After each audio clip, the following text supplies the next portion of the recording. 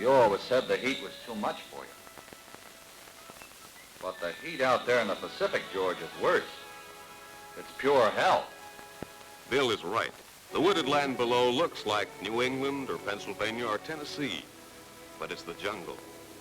A jungle of creeping vines and twisting trees growing in foul, moist air, fighting for survival, just as our men are. There's heat in there, white and blue and red heat. Men get a bitter, dry taste in their mouths. They're beaten and stunned into silence as they move up the narrow trails, over dead logs and through pools of stagnant water, pools filled with slimy, soft, rotten leaves and wood.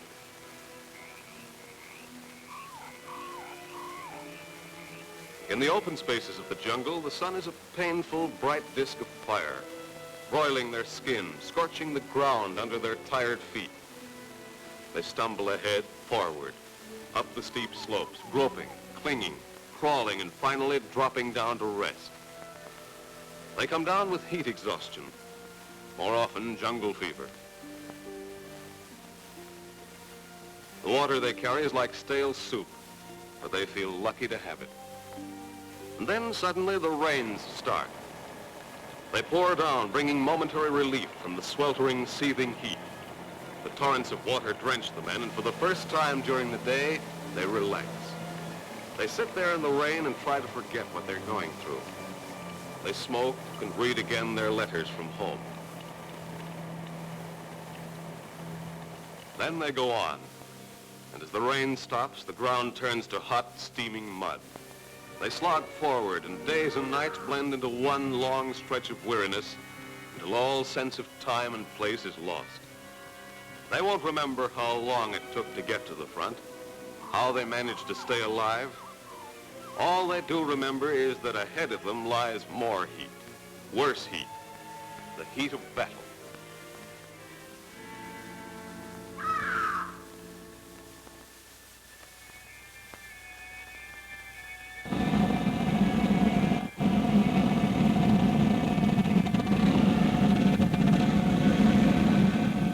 Smoldering piles of dead mark the endless trails through the jungle. A jungle that is hotter than any furnace. George, maybe it isn't the heat alone. Maybe it's the dirt and dust that's bothering you. Remember how we used to gripe about the dust? There's worse dust in Italy, George. And Bill knows. He was there when the Fifth Army was driving up through the Campania. There were stretches of desert as bad as any they'd seen in Africa. It was a fine, dry, choking mass of dust that covered their tanks.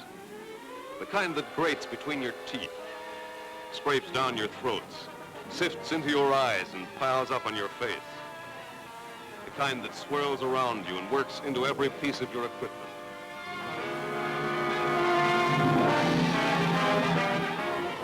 It was bad enough for the men in the tanks, but not as bad as it was for those who had to walk. They looked as if they had just stepped out of flour bags. Underneath their clothes, they could feel the sweat streaking down their bodies and dust cake over every inch of their skin. It got into their shoes, burned their feet, and scraped them raw. Still, they had to march on. They had to swallow the clouds of dust that tanks billowed up in their faces. It was the only cover they could get from enemy fire, and they had to keep going. They were passing through gray towns shelled into rubble and powder. The dust of the advance made them seem grayer still.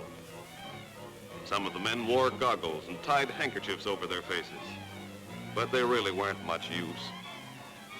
All the men talked about was water, a shower, a bath, a cool drink, and still they kept going. Of course you can find a better job, better pay, better working conditions. A job that isn't hot and dirty and dusty. But George, think of the fellas out there.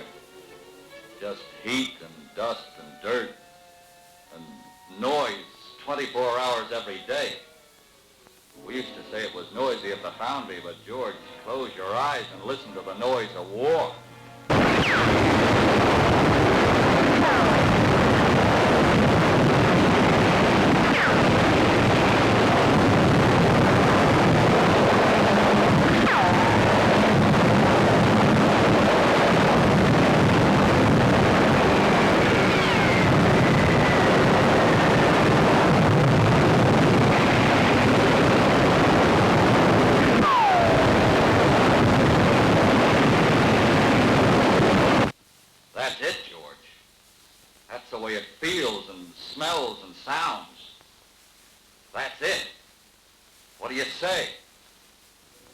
Bill remembers this beachhead in France. The wounded, the wreckage, all that we had to sacrifice. The boat floundering in the surf, the battered duck, the tanks and trucks and jeeps buried in the sand. Some of this equipment can be salvaged, but most of it is lost. You see, George, we've got to advance. And before we advance, we must destroy the enemy's lines of communication.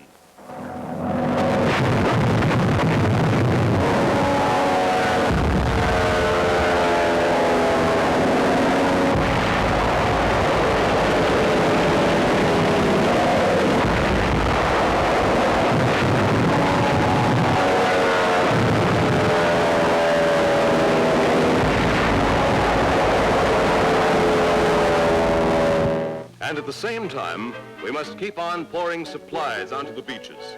New trucks and guns and tanks. All the heat and dust and dirt our men have gone through will be for nothing if you don't give them a new weapon for every one used up.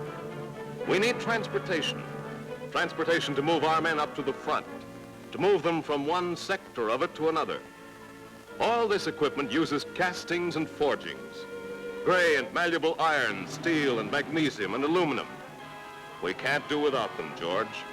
Every single foundry in America and every single foundry worker count. It's up to you. You can bring us victory. George, look out there, out the window. It's up to you to make them smoke. We need you, George. We can't do without you. Don't quit on us. We never quit. We stuck to our jobs to the end. We knew that if we didn't, fascism would rule the earth. There wouldn't be any post-war world as you dream about it. We griped and suffered and fought and died, but we never quit. Come on, Bill. Time to go, Bill. Don't let us down, George.